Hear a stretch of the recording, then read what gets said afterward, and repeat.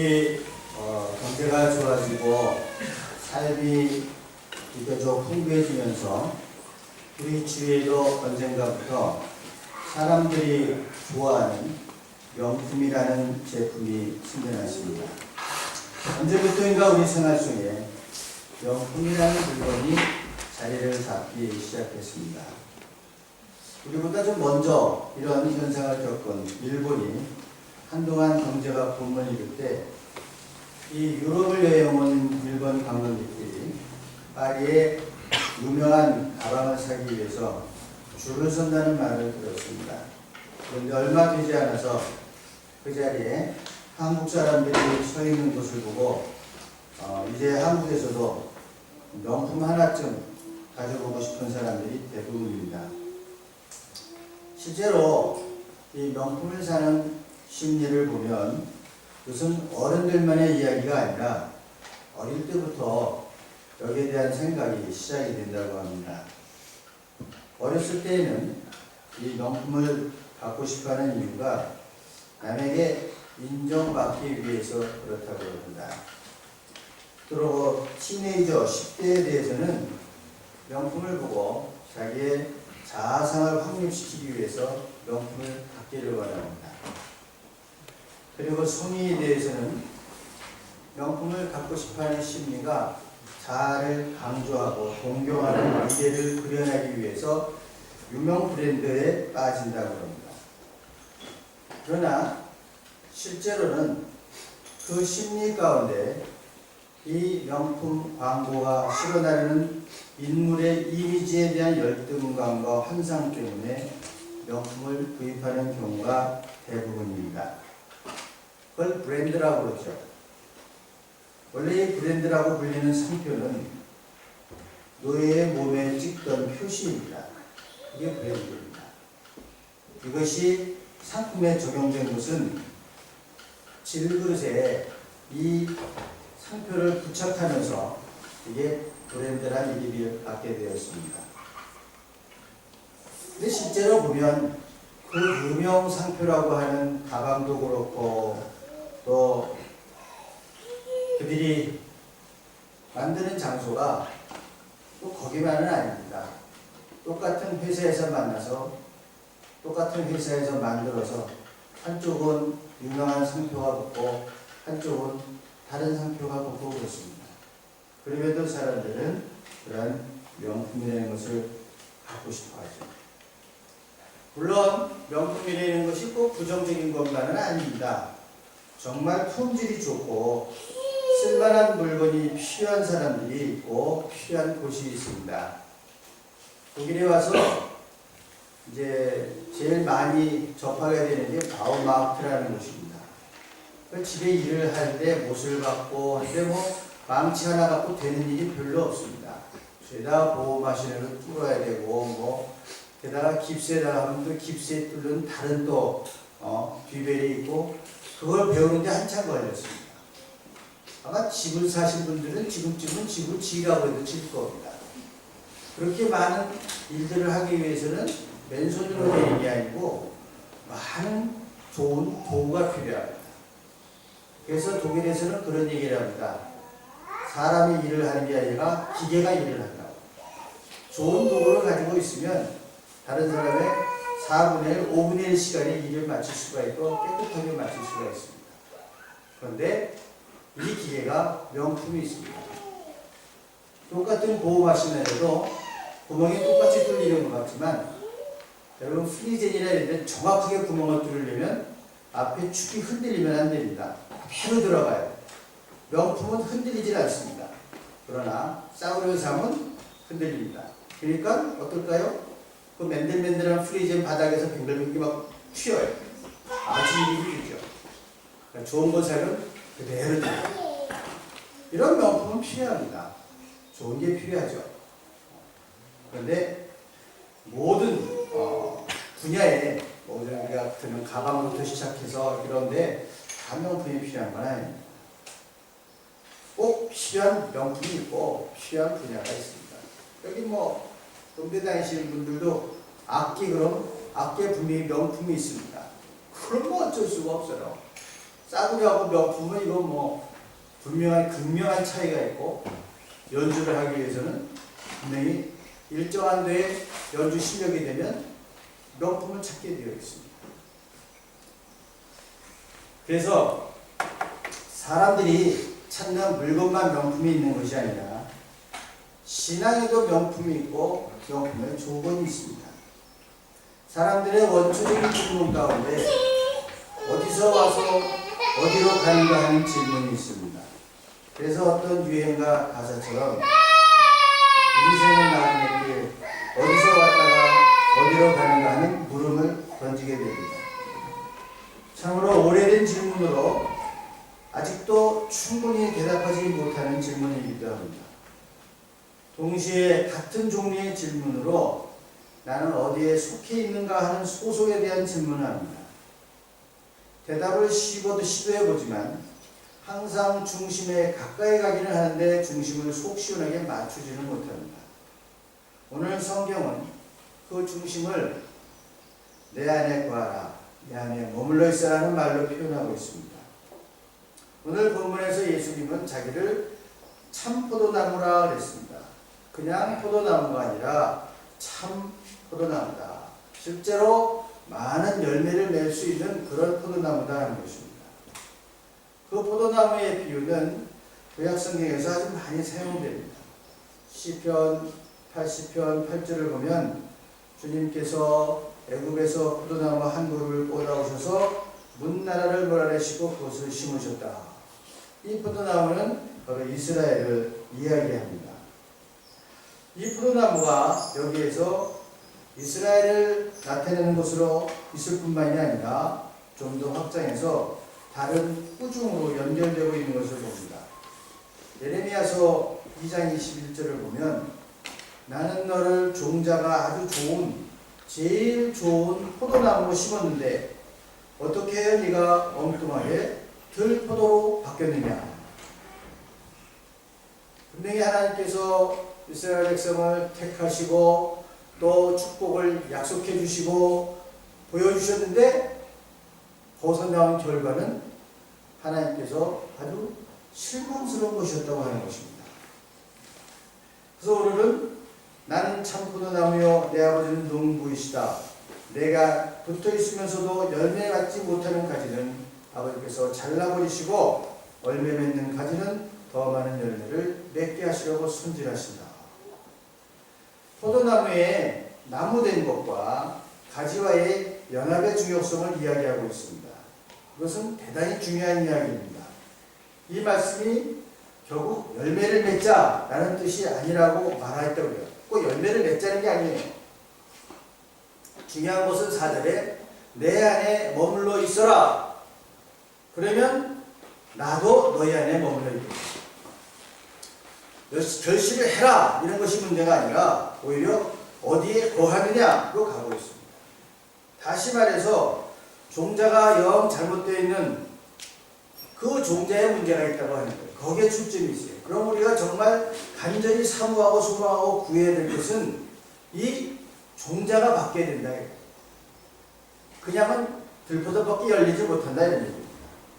그냥 우리 성품과 성정대로 뭐 하려고 하면 결국 나오는 열매가 실망스럽고 어두운 것들이라고 하는 것입니다. 따라서 기독교와 다른 종교와 근본적으로 다른 것이 있다면 그것은 무슨 열매를 맺을 것이냐 그것이 아니라 종자가 어떻게 바뀔 것이냐 여기에 관한 얘기라고 하는 것입니다. 성경은 우리가 맺는 열매를 말미암아서 우리가 누구인가를 확인하기를 원하고 있습니다. 이 말은 내가 무엇이 되어야 되겠다는 이야기가 아니라 무엇으로 바뀌었느냐를 확인하는 뜻입니다. 우리는 모두 예수 그리스도 안에서 새로운 피조물이라 바뀌었죠. 이전 것은 지나갔으니 새 것이 되었도다. 바뀌었습니다. 신자가 되고 나서 가장 근본적으로 오해하는 것이 이겁니다. 이제 내가 예수를 믿게 되었고 진리를 알았고 하나님 알았으니까 이제 하나님을 위하여 살리라 자꾸 생각하는데 물론 이런 생각이 나쁜 것은 아닙니다. 더 중요한 것은 다른 사람, 다른 신분, 다른 존재가 되었다고 하는 것입니다. 내가 나라는 존재가 바뀌었다고 하는 이 자의식이 없이는 아무리 하나님을 위해서 산다고 할지라도 이게 무의미할 뿐입니다. 내가 하나님을 붙잡은 것이 아니라 하나님께 붙잡힌 바 된 딴 사람이 되는 것입니다.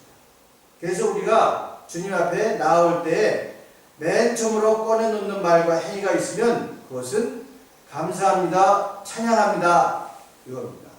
오늘 내가 무엇을 갖고 왔습니다 이게 아니에요. 감사합니다, 찬양합니다.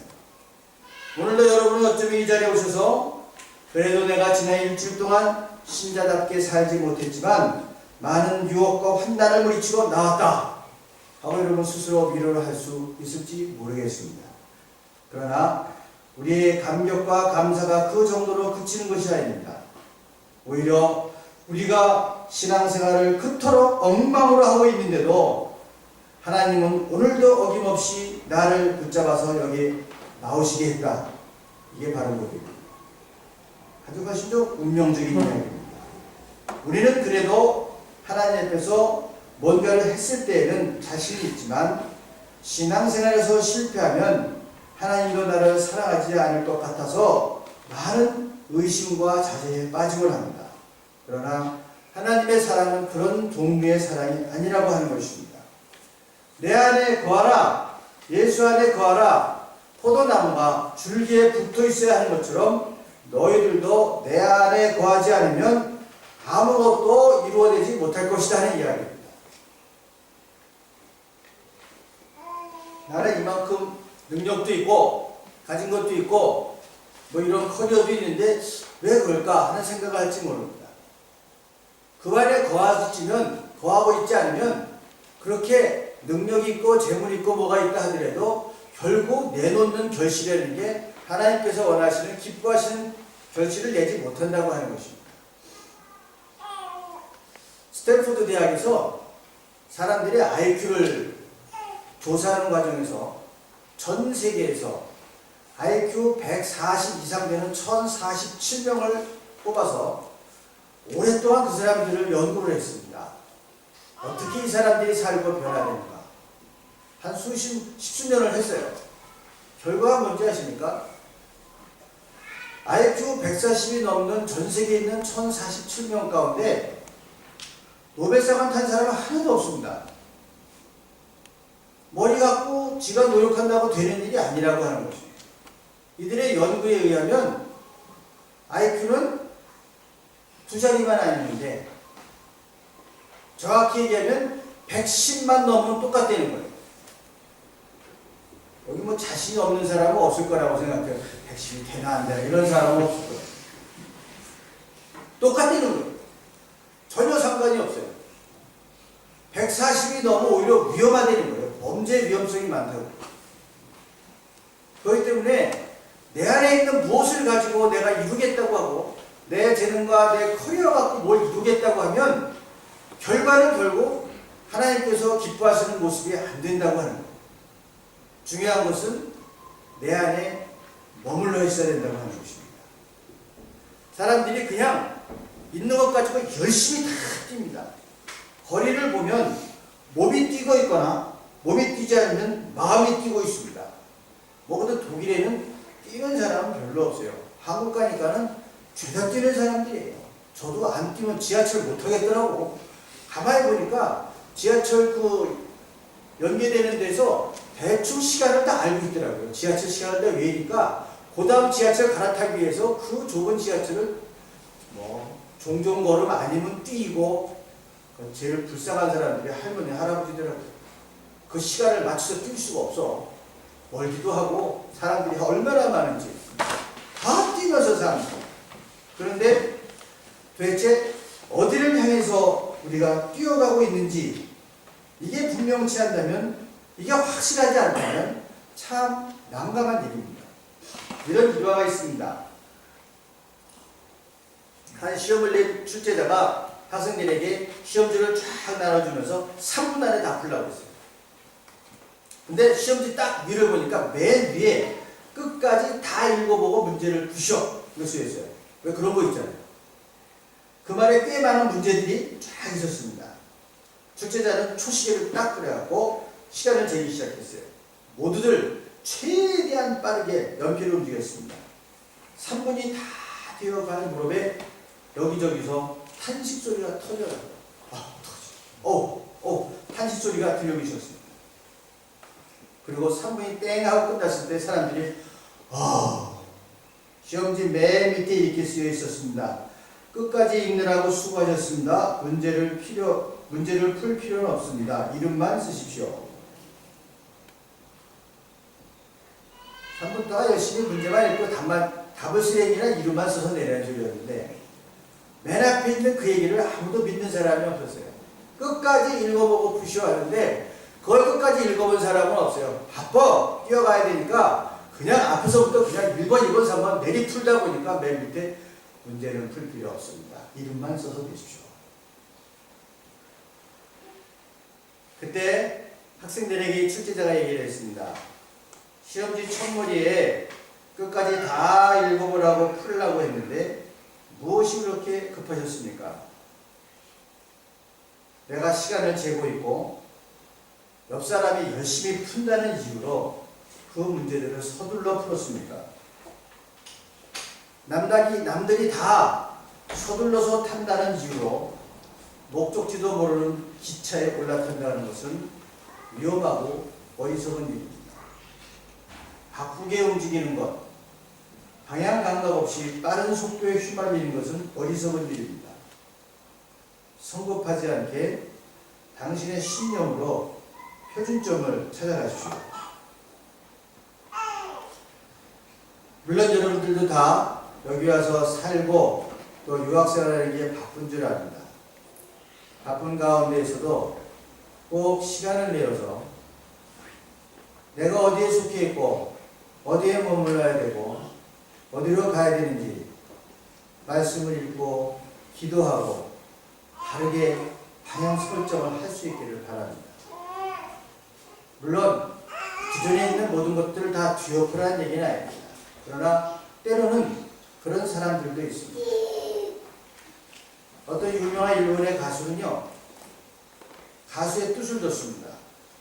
본인도 재능이 있는 것 같았고 또 할 수 있을 것 같은 것 같아요. 가수의 뜻을 두고 고등학교 1학년 마치고 적었습니다. 남들이 다 가는 그런 길을 갈 필요는 없겠다. 그래서 일본의 최고의 여가수가 됩니다. 그 사람 생애가 재밌어요. 최고의 여가수일 뿐만이 아니라 연말에 남녀 청백전을 하면 7년, 8년을 계속 그 사람이 맨날 1등입니다. 그래서 어느 날 아무 예고도 없이 남녀 청백전을 하는데 은퇴를 선언했습니다. 나는 이제 내가 뜻했던 일본 최대의 가수가 되었다. 나 이제 평범한 집으로 돌아갑니다. 뭐 기자들도 모르고 동료들도 몰라요. 폭탄 선언을 해갖고 그의 남녀 청백전은 모든 가수가 울고불고 난리가 났었어요. 그리고 자기는 집으로 돌아갔어요. 한번 생각해보세요. 자기가 그 7년, 8년 누구도 어쩔 수 없었던 그 정상의 자리에서 툴툴 털고 나는 이제 집으로 돌아간다. 평범한 집으로 돌아가서 오랫동안 가정에서 가정을 섬기고 살았어요. 그러다 어느 날 다시 가요계를 복귀했습니다. 노래를 사랑해서 복귀하고 이제는 그런 톱 가수가 아니라 자기 좋은 후배들을 키우는 훌륭한 선배 가수가 되었습니다. 그 사람이 키운 후배 가수들은 또 역시 인류 가수들이 되었습니다. 내가 어디로 달려가는가 이게 확실히 해야 된다고 하는 것이죠. 공부를 해도 무엇을 해도 내가 지금 무엇을 하기 위해서 하고 무엇을 위해서 어디로 가고 있는가 하는 것입니다. 우리를 옥토에 심어주고 우리에게 걸음을 많이 준 것으로도 우리가 안 바뀌었다 이런 얘기입니다. 내가 뭔가 하려고 굉장히 애썼는데 하나님께서 옥토에 심어주고 걸음을 많이 주고 그래도 되질 않더라. 그래서 예수님이 친히 참 포도나무가 되어 우리를 그 가지에 심는 식으로 구원을 베푸셨다고 하는 것입니다. 그러니까 이제는 이 포도나무가 아니라 예수 그리스도의 포도나무에 가지를 붙였으니까 이건 종자가 바뀐 거예요. 이종자가 된 거거든요. 내 안에 머물러 있어라. 내가 네 안에, 네가 내 안에 머물리라. 이런 얘기예요. 로마서 3장 19절에서 20절을 보면 율법에 있는 모든 말씀이 율법 아래 새는 사람에게 말한 것임을 우리는 압니다. 그것은 모든 입을 막고 온 세상을 하나님 앞에서 무죄로 드러내려는 것입니다. 이 율법을 통해서 우리가 얼마나 하나님의 말씀을 지킬 수가 없고 십계명을 들여다보면서 하나님께서 원하신 것을 할 수 없는 것인가를 깨닫게 한다고 하는 거예요. 그렇기 때문에 그것을 지켜서 하나님 앞에서 의롭다고 인정받을 사람이 없다고 하는 거예요. 그 율법을 통해서 우리가 죄인이라는 걸 알지 그걸 다 지켜갖고 하나님 앞에서 인정받을 수는 없다고 하는 것입니다. 이제 비로소 왜 참 포도나무라는 비유를 쓰시는가 이 굵은 핵심에 도달하게 됩니다. 하나님께서는 원래는 우리를 좋은 종자로 좋은 열매를 맺히는 포도나무로 의도했지만 하나님으로부터 등지고 도망을 해서 들포도나무를 이방을 우상을 섬기고 세상을 섬기는 그런 죄의 열매를 맺는 사람들이 되었다고 하는 것입니다. 그러나 하나님께서 요구하는 그런 기준에 훨씬 못 미치는 자가 될 수밖에 없었는데 이것을 확인시켜주는 것이 바로 서기에 있는 계명이고 율법이라고 하는 것입니다. 이 상태에서는 아무리 내가 물을 많이 주고 거름을 주고 했어도 포도나무가 종자가 바뀌지 않는 이상 결국은 맨날 들포도밖에 열리지 않는다고 하는 것입니다. 그래서 하나님께서 제시하신 방법이 뭔가는 종자를 바꾸는 방법이에요. 어떤 방법이냐? 포도나무에 그 가지를 접붙이는 방법입니다. 타락했던 인간을 포도나무 비유식으로 하자면 하나님이 참 포도나무가 되어 우리를 그 줄기에다가 우리 가지를 접붙이셨다. 그러니까 열매는 어떤 열매가 돼요? 가지는 그냥 있는 것이고 이 줄기가 갖고 있는 종자의 열매가 뭐냐? 예수님의 열매가 맺힌다 그런 얘기입니다. 그래서 우리는 더 이상 우리 자신이 근거가 아니라 바로 이 줄기가 되신 예수 그리스도 하나님이 우리의 근거가 되신다고 합니다. 아버지는 농부요 예수님은 자신이 우리의 근거자이고 책임자가 됩니다. 이제는 그 참 포도나무에 접붙여낸 그 가지가 우리들입니다. 하나님이 내 안에 계시고 내가 예수 안에 있다. 참 신비로운 상태입니다. 이거 상상해 보시면 되겠죠. 여기 가지가 있는데 이 좋은 포도나무 줄기에 저걸 붙였으니까 내 안에 이 좋은 포도나무가 있고 이 포도나무에 이 가지가 들어가 있고 내 안에 주님이 내 안에 그래서 생명이 되는 거예요. 모든 걱정과 초조함, 불안, 낭망, 낙심 뭐를 해도 완벽해야 된다는 강박관념 이런 우리 삶을 짓누는 일들로부터 보호하고 자유케 하시는 그런 상태입니다. 하나님이 내 안에 계시고 내가 예수님 안에 있다. 모든 것이 영적으로 충만한 상태입니다. 여러분 이런 거 부럽지 않습니까? 바울이 이런 신비로운 상태를 이렇게 얘기했어요. 이제부터는 내가 사는 것이 아니라 내 안에 그리스도가 사는 것이다. 이게 무슨 얘기예요? 가지가 붙어있긴 붙어있어요. 근데 내가 사는 것이 아니라 내 안에 이 그리스도가 살고 있다는 거예요. 그 포도나무를 이해하니까 이 말씀이 너무 쉽게 이해가 되더라고요. 전에는 그 말씀이 말똥해서 근데 포도나무를 하니까 아주 간단히 이야기해요. 내 안에 거하라 이런 말씀이구나. 자, 그런데 여기에 문제가 하나 있습니다. 무슨 문제인가 하면 아직도 우리가 옛날의 습관에 익숙해 있다고 하는 것입니다. 이거 부정할 수가 없어요. 아무리 예수 그리스도라고 하는 참 포도나무에 접붙여졌지만 옛날 습관에 익숙해 있다고 하는 거예요. 옛날 습관을 벗어버리지 못하고 있다 이거예요.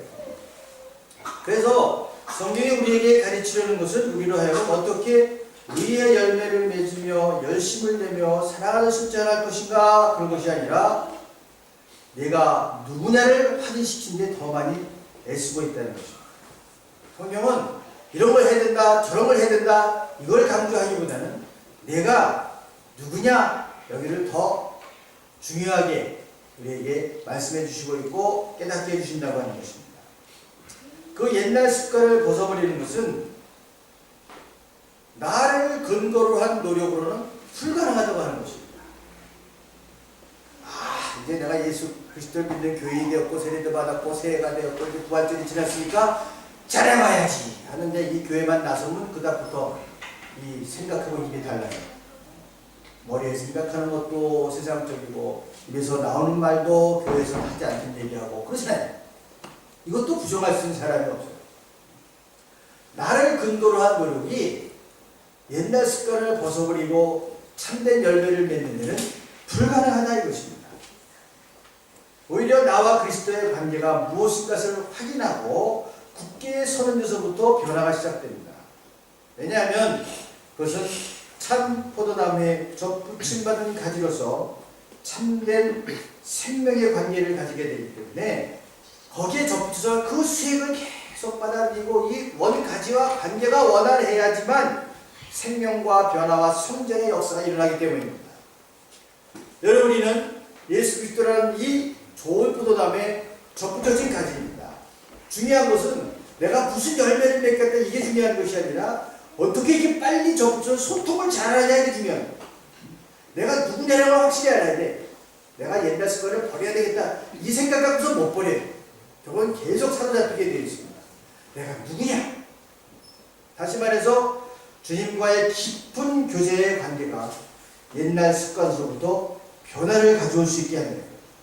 내가 변화되겠다라고 생각하지 말고 내가 하나님과 깊은 관계를 가져야 되겠다고 생각하는 게 옳은 생각의 방향입니다.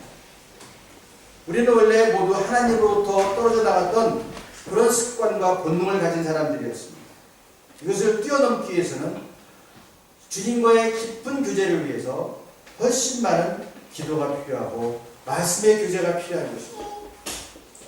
주님 안에 거하기 위해서는 여러분들이 지금 시작한 성경 통독을 통해서 읽을 뿐만이 아니라 깊이 기도하셔야 돼요. 하나님의 대사라는 책을 읽어보신 분들 계실 거예요. 김하중 대사라고 중국 대사로 하셨던 분인데 이제 재작년인가 은퇴하셔서 간증 집회자라고 그랬습니다. 그분 말씀 가운데 이런 말씀이 나옵니다. 중국에 가서 일을 하는데 장관한테 이야기해야 되는 밑에 국장한테 얘기를 해야 되는데 이 국장이 그렇게 못되게 보는 거야. 그러니까 무슨 위로 올라가기 전에 이 밑에서 다 일이 그르쳐지거나 잘리고 위까지 가지도 않아요. 그러니까 대사관 그 담당한 사람들이 대사님 이 국장 때문에 일을 못하겠습니다. 그때부터 이분이 또 중보 기도를 하기 시작했습니다. 그분을 놓고 기도를 했어요. 우리 목회자들도 감탄할 정도로 열심히 기도해요. 그분의 기도의 역사라는 게 그런 중보 기도의 역사인데 그렇게 꾸준히 기도를 하니까 하나님께서 지혜를 주시래요. 이렇게 얘기를 하도록 해라. 근데 이 사람은 대사니까 국장하고는 얘기할 수가 없어요. 그냥 그 직원을 통해서 중국말을 써주고 이거를 그 사람한테 전해라 그랬어요. 근데 터미를 잡으려니까 터미를 안 주는지 없는지 잡을 수가 없어요. 그러니까 할 수 없이 터미를 안 주니까 대사님께서 전하시는 내용을 전화로 읽어드리겠습니다. 그 전화를 읽었어요. 그러니까 그 사람이 알았다고 1시간 있다가 전화하자고 그래요. 1시간 있다가 전화가 왔어요. 놀려서 전화를 받으니까 사실은 내가 그 얘기를 듣고 너무 놀래서 가슴을 진정시키기 위해서 지금 전화통을 내려놓고 있다가 다시 전화를 하는데 대사님께 감사하다고 전화해요. 그 이후부터는 일이 일사천리야. 내용은 몰라. 지금 그 부하 직원을 일했던 분이 아직 현직에 있기 때문에 간증을 하러 나오진 않아요. 아마 곧 정년 퇴직하면 다시 그분이 그걸 간증할 수 있을 거라고 해요. 내용은 밝히지 않아서 모르겠어요. 근데 그분의 중보교대라는 게 한 번, 두 번이 아니에요. 몇 번일 것 같아요? 많은 경우는 10,000번 정도 한다고 해요. 10,000번이 얼마냐고 했더니 하루에 2번 14년을 하면 10,000번 된다고 해요. 이렇게 교제하니까 하나님이 지혜를 주시고 보여주시고 능력을 주시잖아요. 저도 그 간증을 드리면서 엄청나게 도전을 받았습니다. 야, 이게 포도나무의 교제라는 게 이런 거구나. 그냥 상식 정도로 하루에 한 번 생각나면 한 번, 일주일에 한 번, 이게 아니야. 딱 놓고 하루에 2번 14년을 하면 10,000번이 된다는 거예요. 10,000번을 놓고 기도해야 돼요. 그렇게 기도를 하니까 하나님께서 지혜를 주시는데 여러 번 그런 걸 경험했다고. 김대중 대통령 옆에서 이제 비서관으로 일했기 때문에 대통령하고 외국 순방을 많이 가는데 딸이 프랑스에 왔었는데 일정을 마치고 서류 정리하고 자니까 1시 반, 2시 됐대. 너무 시차 있고 너무 피곤하잖아요. 그리고 이제 잠자리에 들었는데 보통 일정들이 7시에 시작하면 6시에는 준비해야 되기 때문에 5시 반에 일어나서 모든 준비를 마쳐야 된대요. 근데 분명히 제가 2시쯤 잠이 들었는데 4시쯤 눈이 깼다는 거예요. 벌떡. 피곤하지도 않고. 그래서 일어나서 목욕하고 그다음에 머리 다 감고 옷 입고 넥타이 매고 딱 앉아 있었더니 새벽 4시 반인가 사실 전화벨이 삐링 울었어요. 대통령 비서관이 대통령께서 좀 뵙고 싶은데 오실 수 있겠느냐. 할 수 있다. 얼마나 걸릴 시간이냐고. 1분이라고. 그래서 갔어. 그러니까 대통령이 앉았나? 그래요. 잤습니다. 근데 어떻게 이 새벽에 넥타이까지 다 메고 앉아있었냐. 부르실 것 같아서요. 그런 일을 한 3번 정도 경험합니다. 대통령을 모시고 오시면서. 여러분, 하나님과 교제하고 우리가 그 안에 머문다고 하는 것은 그저 성경 통독하면서 읽어가는 것도 중요하지만 이러한 교제가 있을 때 우리의 삶의 변화가 있고 열매의 변화가 있을 수 있다고 하는 것입니다. 뛰어도 안 되는 세상에서 무슨 그런 일까지 다 할 수 있을까? 그런 생각하는 사람이 있을지 모르겠어요. 그런데 더 중요한 게 이 일입니다. 시험이 있고 뭐 무슨 시험이 있고 되는데 더 중요한 일이 바쁘시면은요 시험이 있고 주일날 예배 가서 예배 1시간 드리고 가세요. 올적발적 다 해야 2시간입니다. 내일 시험이 있다고 오늘 예배 빼먹는 사람들 저도 여러 번 그런 소리 들었어요. 그래 알았다. 하지만 여러분 포도나무와 가지에 접붙여 있는 우리들에게 가장 중요한 것은 그 시험이 아니라 어떻게 하나님과 내가 같이 교제하고 그 안에 머무느냐 하는 것입니다.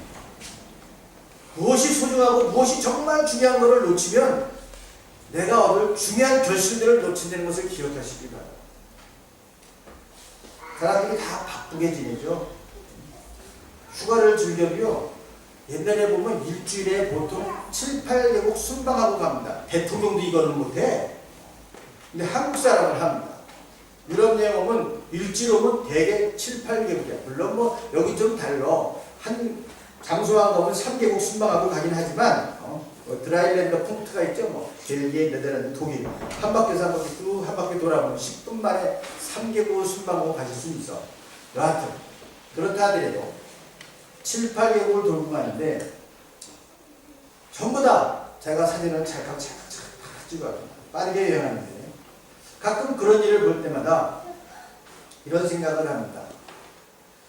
여행하는 자가 내가 어디에 있는지는 알고 찍는 건지 모르겠어. 내가 어디에 있는지는 알고 찍는 거지. 결과가 언제 나타나느냐. 집에 가서 사진을 보면서 어딘지를 몰라. 이게 어디더라. 순서 봐야 돼. 앞뒤는 날짜 보고 순서 보고 이게 거긴가 보다. 여러분 이스라엘 성지순례 가면 그래요. 하루에 7, 8군데만 돌고 나면 한 3일 지나면 그 다음에 권사님들이 어딘지를 갔다 왔는지를 몰라. 물어봐도 거기 갔어요? 그러고 더 심각한 것은 동안 선교순례 갔다 와서 독일에 들어와서 사진 정리하면 이거는 한 3분의 1 어디인지 몰라. 사진은 찍긴 찍었는데 유럽 같으면 그래도 중요한 장소를 알잖아요. 아, 이거 펠 돔이다. 이건 무슨 뭐 벨기에 어디다 알 수 있는데 이스라엘 가서 찍어온 사진은요. 그렇게 한 열흘 찍고 나면은 어딘지 몰라요. 그래서 죄다 물어봐요. 이게 어디죠? 갔었나요? 뭐 했나요? 다 물어봐요. 내가 지금 어디에 있는지는 알고 찍고 있는지 몰라요. 열심히 뛰고 달리는 자기의 모습을 한 번쯤 다시 한번 이 기도 속에서 자기를 볼 수 있었다면 훨씬 자기를 찾을 수가 쉬울 것입니다. 어디로 가야 됩니까? 우리의 초대한 질문에 주님의 대답은 간단합니다. 내 안에 머물러 있어라. 내 안에 거라. 나도 너와 함께 하겠다. 가장 비밀스러운 생각까지 알고 읽으시는 주님이 내 안에 거라고 하는 것입니다. 나는 어디로 가야 합니까? 내가 속한 곳은 어디입니까? 하는 질문에 내 안에 머물러 있어라는 것이 주님의 대답입니다. 그리고 조용히 너와 내 자신이 일치하도록 노력하라. 젖붙인 나무가 원가지와 잘 붙어있도록 노력하라. 그리고 네가 살아있는 것을 확인해봐라. 삶이라는 것은 세월을 보내는 것이 아니라 결실하는 모습이 되어야 된다. 그렇게 말씀하십니다. 런던의 햄프턴 궁전에 포도나무가 있는데 한 해는 무지무지하게 포도가 많이 열렸어요. 상상할 수 없을 포도나무가 열렸어요. 그래서 하도 신기해서 찾아보니까 그 포도나무가 땅이 척박하니까 뿌리가 뻑뻑뻑뻑 뻗다가 옆에 있는 텐즈강 거기까지 뿌리가 뻗어있대요.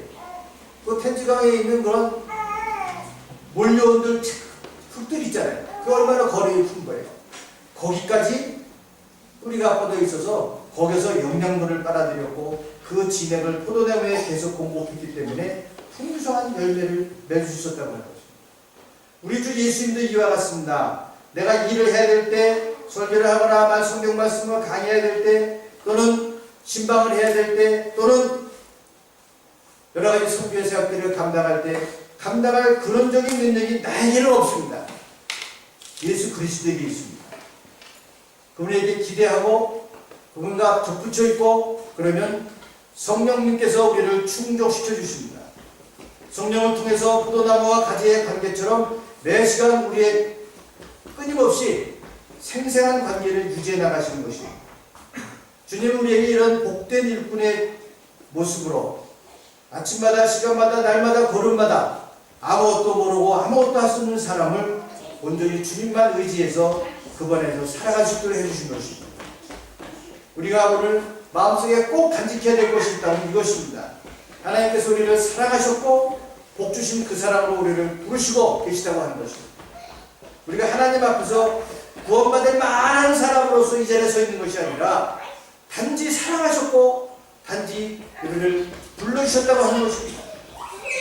또한 우리가 서 있는 그 자리가 형벌을 받는 그런 관계가 아니라 우리를 접붙여 주시고 좋은 진행을 공급해 주시고자 하는 그러한 모습으로 우리가 함께 계시라고 하는 것입니다. 우리가 사는 사회에서는 너는 무엇을 해야 한다는 그런 의무감들이 수없이 지어집니다. 거기에 집착하다 보면 스스로 혼돈이 오고 충실한 결실을 하지 못하고 여하튼 어떤 모습이든지 열매를 만들어내려고 하는가 모양은 열매인데 쓸모없는 열매들을 수없이 냅니다. 결실이라는 것은 나무가지가 줄기에 붙어있으면 자연히 열리는 것입니다. 바울의 말처럼 이제 내가 사는 것은 내가 사는 것이 아니라 내 안에 그리스도가 사는 것이다. 내가 무엇을 해야 한다는 이 생각이 좌절을 맛본 후에야 주님이 내게 내 안에 거할 자리가 생깁니다. 지금 내가 하려고 했고 내 뜻대로 내 계획대로 하려고 했더니 좌절한 그 자리는 바로 주님께서 풍성하게 채우실 자리입니다. 이제는 주님 안에 거하시고 내 안에 머물러 있는 그 말씀을 따라서 원가지에 굳게 접붙임을 받아서 말씀과 기도로 주님께서 원하시는 풍성한 열매를 맺으시는 우리 사랑하는 성도들이 되시기를 주님의 이름으로 간절히 축원합니다. 기도하시겠습니다. 자비하신 아버지 하나님 감사합니다.